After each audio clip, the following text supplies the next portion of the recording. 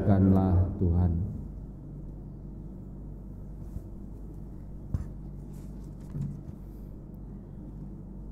Pada waktu itu Yesus sedang berdoa di salah satu tempat. Ketika ia berhenti berdoa, berkatalah seorang dari murid-muridnya kepadanya, "Tuhan, ajarilah kami berdoa, sebagaimana Yohanes telah mengajar murid-muridnya."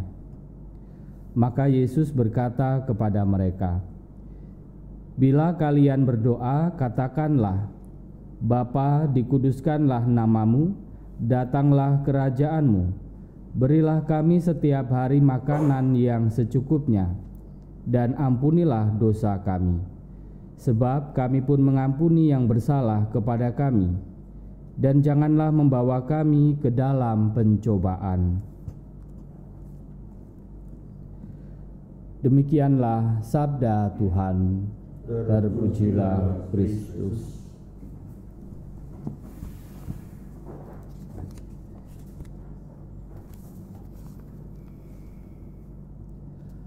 Saudara dan saudari yang terkasih, bagi kita orang Katolik, berdoa bukanlah sesuatu yang baru atau sesuatu yang asing untuk kita.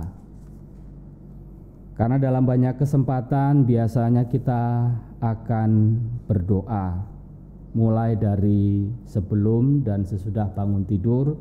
Biasanya kita berdoa walaupun doanya singkat, tanda salib misalnya. Pasti kita akan berdoa. Sebelum dan sesudah makan, umumnya orang Katolik akan berdoa. Sebelum dan sesudah berkegiatan, biasanya juga berdoa. Apalagi kalau kegiatannya itu kegiatan bersama di paroki, itu pasti akan diawali dan diakhiri dengan doa. Sebelum dan sesudah melakukan perjalanan, biasanya orang juga akan berdoa. Ada banyak kesempatan yang kemudian kita melakukan doa sebelum dan sesudahnya. Maka doa bagi kita orang-orang Katolik bukanlah sesuatu yang asing bagi murid-murid Yesus, karena Yesus juga sudah mengajarkan itu kepada para muridnya dalam bacaan Injil hari ini.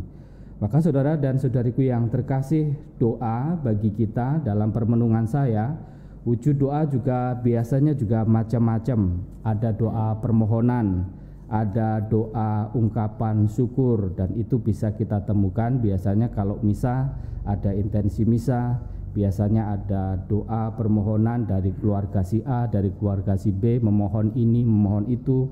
Lalu juga ada doa ungkapan syukur atas kesehatan, ungkapan syukur atas terkabulnya doa novena, dan lain sebagainya.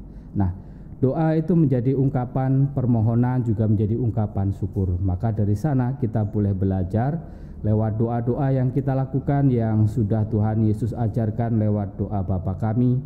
Kita boleh belajar di sana bahwa doa itu menjadi tanda adanya ikatan atau relasi kita dengan Allah yang senantiasa melimpahkan berkat bagi kita. Maka kita memohon sesuatu dari Tuhan dan bersyukur atas sesuatu yang sudah Tuhan berikan kepada kita. Tapi lebih dari itu juga bahwa doa ternyata menjadi ungkapan kerendahan hati manusia di hadapan Tuhan. Doa menjadi ungkapan kerendahan hati manusia yang sadar akan segala kekurangannya, akan segala keterbatasannya, dan pada akhirnya manusia memohon sesuatu kepada Allah. Dan setelah permohonannya dirasa terkabulkan, maka manusia juga pada akhirnya dengan penuh kerendahan hati mengucapkan syukur kepada Allah.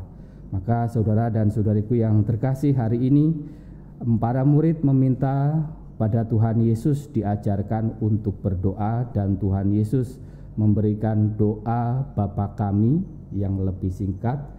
Dalam Matius itulah yang kita gunakan. Doa Bapa kami versi Matius itulah yang banyak kita gunakan sampai dengan saat ini, menjadi ungkapan kita bahwa doa itu menjadi tanda adanya kita ingin menjalin relasi dengan Tuhan yang menjadi sumber segala sesuatu untuk kita. Dan pada akhirnya doa juga menjadi ungkapan kerendahan hati kita manusia di hadapan Allah. Di bulan Rosario ini banyak umat Katolik berdoa Rosario, entah itu di lingkungan entah itu dalam keluarga, entah itu dalam kelompok-kelompok kecil, bahkan mungkin sudah ada yang mulai berziarah membuat jadwal untuk berdoa bersama memohon doa dari Bunda Maria, maka itu juga menjadi ungkapan kerendahan hati kita bersama-sama. Mari kita syukur untuk sarana-sarana doa yang boleh kita miliki, aneka doa yang juga tersedia di dalam gereja yang menjadi panduan kita masing-masing, dan mari kita bersyukur dan berharap semoga doa-doa ini membuat kita semakin dekat dengan Tuhan dan membuat kita semakin sadar bahwa manusia senantiasa membutuhkan berkat dan tuntunan Tuhan dalam perjalanan hidupnya. Kemuliaan kepada Bapa dan Putra dan Roh Kudus, seperti pada permulaan, sekarang, selalu, dan sepanjang segala abad.